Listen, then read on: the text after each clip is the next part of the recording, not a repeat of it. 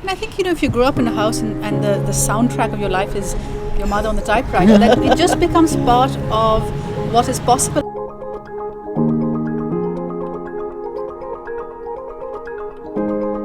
Hello and welcome to another episode of our series featuring mothers and daughters. I'm surrounded here by three very talented literary women, and I think it's very rare. I haven't ever heard of three people from the same family being published authors. So I'm going to introduce Muniza Shamsi is a writer. She's a literary critic, she's an editor, and she's also a journalist and the author of her book Hybrid Tapestries. Saman is an educationist, and she's also published 3 books for children, the latest of which is Where the Rivers Meet. Kamila, of course, as we all know, is an award-winning novelist. Her novel Home Fire won a very prestigious award in 2018. Amongst many other prizes and awards, she's also a columnist for The Guardian. So I'm drawn, naturally I'm going to ask you this. The very first question is, so is this in your genes? I don't know whether it's in the genes. What is in the family is books. Everybody loves books. It doesn't matter my mother's first language was Urdu, my father's first language was English. He read the Iliad in Greek, she read everything in Urdu. It was not only books, but it was the love of words, the power of words. To use a word correctly was so important in our family. I think so. I think it's very hard to know how genes work, particularly with creativity. You know how environment works and atmosphere works. But there are, certain brains are more attuned in particular directions. Someone has both a science and a creative brain. But my brain, I have no science brain. So I could have been surrounded by scientists, and I don't think it would have made a scientist of me. And basically what began my career was getting married and having a lot of time. And my friend saying to me, you always wanted to write, you've got lots of time, why don't you write? For years I wrote without, I didn't have any confidence. I thought nobody would be interested. And there was such the same friend, Naz Ikramullah actually, said to me, this is ridiculous, you've got to get yourself published, you've got to start feeling and being a writer And so I did a nepotistic interview of my cousin, who was a film director called Waris Hussain, and his film had shown here, and everybody was very intrigued by this name, Waris Hussain. Who was he? So I got to, and Waris was very sweet, and he gave me this interview, and I sent it to Dawn, I sent it to the Morning News, and they liked it, and they asked me to write for them, and that's how my career began. And I never really looked back. I loved journalism. If you grow up in a house and the soundtrack of your life is your mother on the typewriter, that it just becomes part of what is possible. And I think particularly, going back to what my mother said about how when she was growing up there weren't scientists in Pakistan. I think particularly if you were a young girl growing up in Pakistan in the 80s, although her generation was doing a lot of things, but I think there was still a limited sense probably of what women were doing. But for me, I had the idea that of course women can write. My mother's right, my great aunt was a writer. But I think more than that was just, again, that thing that she made sure our lives had books in them and let us sort of wander around the bookshelves and find what we wanted and, just enjoy it. So I was not into writing at all. I was a ceramicist. Then I used to give tuitions on the side, and then I became a school teacher. And it was actually when I was teaching that a friend of mine, one of the teachers in school, turned around to me and said, you should write a children's story. So I said, why should I write a children's story? She said, because it's the way you talk, it's very lyrical, and you sort of say things like, give me a bell on my cell. She said, you don't actually say that, but you describe things in this sort of rhyming sort of way. So a friend of mine, another teacher, was expecting a baby at the time. And I said, okay, I'll write a children's story for your daughter. Because at that time, I think it was a daughter. Daughter was born. But at that time, we just knew a baby was going to be born. So I set this deadline for myself, and I wrote one story. And then I wrote the next one like a few years later, and another one. So there were 3 stories of Slothful Sloth-Off, which actually got published 8 years after I wrote the first story. I still have a copy of the Water Babies by Charles Kingsley. What I remember about that, it had beautiful illustrations. And I was very taken up by the idea there was a lady there who would be, do as you would be done by. And somehow this little phrase and this idea was very important to me as a child. And the other book I loved, of course, was the Arabian Nights, because again I had a beautifully illustrated copy of the Arabian Nights. So the first book I remember was a book by Dr. Seuss. And I don't actually remember the name of the book, but I can almost picture it. Like there was a little bear and he was inside a box, then the box went outside and he went around town and sometimes the box was upside down. And I just remember the end of the book when he comes home, he says to his mother, I can't remember the exact words, but he said, I was inside, outside, upside down. And I just remember that phrase. And I don't know how old I was because there was just like one line per page, so I must have been really young. But I just remember that book and the rhyme and all in it. I think another book that I really loved was an uncle of mine gave me an illustrated copy of Omar Khayyam's Rubaiyats. And Peter Pan I loved, and my mother actually used to point to the oyster rocks when we were kids and say that's where Neverland is.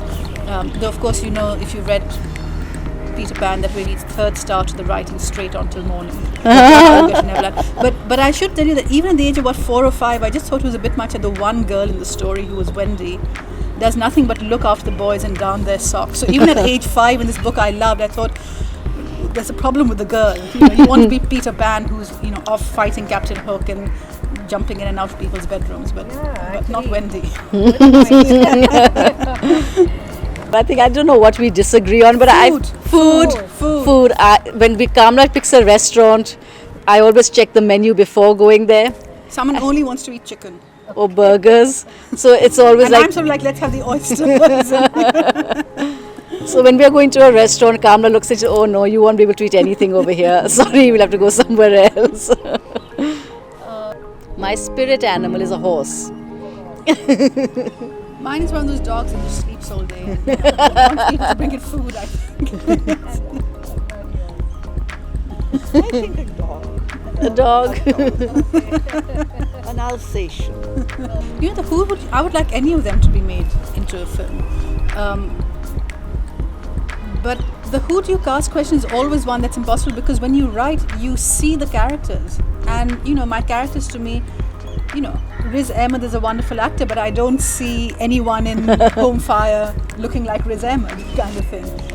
So it's an interesting one. I always find it so weird about how much writers feel when their books become a novel. And I was talking to Michael Ondaatje, who's The English Patient, of course, became a very famous movie. And I said, so now when you think of your character Hannah, do you see her as Juliette Binoche? Now that Juliette Binoche has played her, and he just looked at me and said no. So I don't know, which is why I quite like the idea of unknown actors, so that you don't have these other associations with them. But of course, a really good actor could make you forget. I firmly believe that Meryl Streep could convince you that she was a 25-year-old from Karachi, and you'd believe it. Yeah. Oh dear, well again, that's very difficult. I love Slothful Slough-Off. I love the idea of this snake who wanted to be friends and who wanted to play with children, and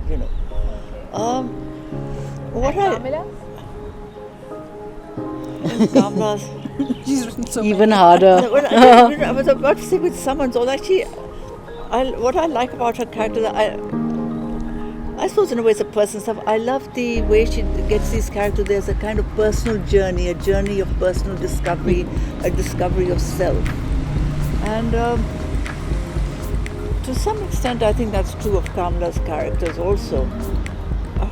It's very difficult to know which one I like best. Too many many. Too many characters. I love the idea of Mariam Khala who ran off with the cook. Yes, absolutely. And in Home Fire, I actually wanted to know more about the first character, Isma. So she's a character who I thought I wanted to know more about. I wanted to know her backstory, and I actually wanted to know what happens to her in the end. So I'll tell you, one of the things I liked about her books is, this is Burnt Shadows, I think, is the way that she gets nationalities and identities to traverse. So you've got Hiroko, who's Japanese, and then she ends up in Pakistan, Then she, in India, Pakistan, America, and all these places that she adapts to, adjusts to. And then you have that fine dividing line between Elizabeth Burton and her German husband, and the two countries were at war. And that whole questioning of war, of us and them, I find very interesting. I mean, it's not today, it's a historical narrative. Oh, I love the Queen of the Hill Sashad because she's, I mean, in some, I once referred to her as a villain, and our friend Maha said she's not a villain. And I said, no, you're right, because she's, on one hand, she's doing things that you recognize as immoral and corrupt. But on the other hand, someone makes her really interesting, and you can see that she has a genuine grievance and a reason to be angry and to want to fight. And I think she, I think she should be given a series of her own. Look, we're all looking like, God, Terrified. Don't make us say that. Even if we think it internally, we don't have to say it out loud. I think Mum's greatest strength is her perseverance and her sort of her work ethic. And I mean, she's working at all hours of the day. She's working on holidays even. She takes her computer to London and she carries on working. And I think I can see a bit of that creeping into myself. I was somebody who always shirked work as a child. Like, I was not interested in academics so much. And I think I grew more interested in academics after college in America. And then in university, Kamla said, you've become a nerd. So, but when it comes to schoolwork, when it comes to work teaching, and I'm working all the time also. So I think that's something that's Mum's strength that's rubbed off onto me. Yeah, Kamla's strength, I think, is she knows exactly what she wants in a way, and she's not wishy-washy about things. So yeah, I find that her strength, and you can rely on her to, like, do you want to do this? Do you not want to do this? She won't bend too much. Kamla was so organized about the way she worked. She got her homework done. Their father wouldn't punish them. He said to them, if you get your work done, we'll take you for a swim.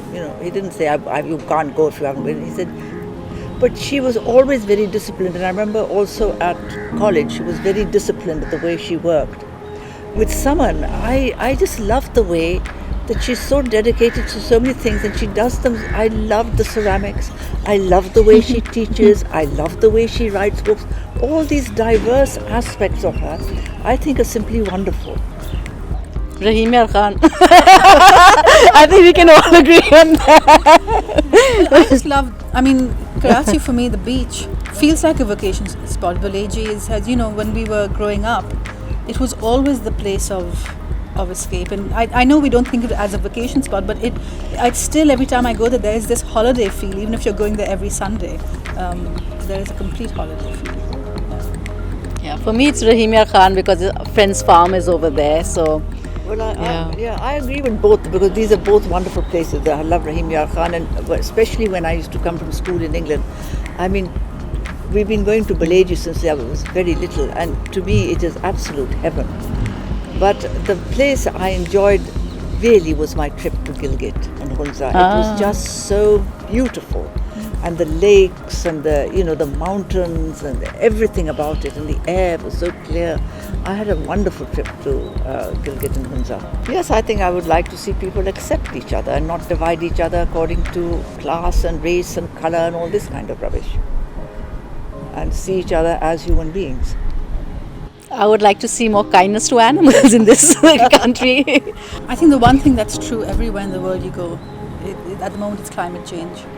Which is, which we think of as this abstract thing, but it's, particularly where you have a country like this which is so based on agriculture and things like that, it's decimating people's livelihoods. It's, just going to cause such havoc. And it's the one thing in history we've always been able to change and reverse things.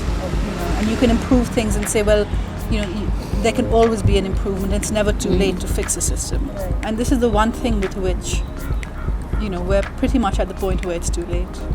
Well, thank you. That was really wonderful talking to you. Well, thank you. Thank you.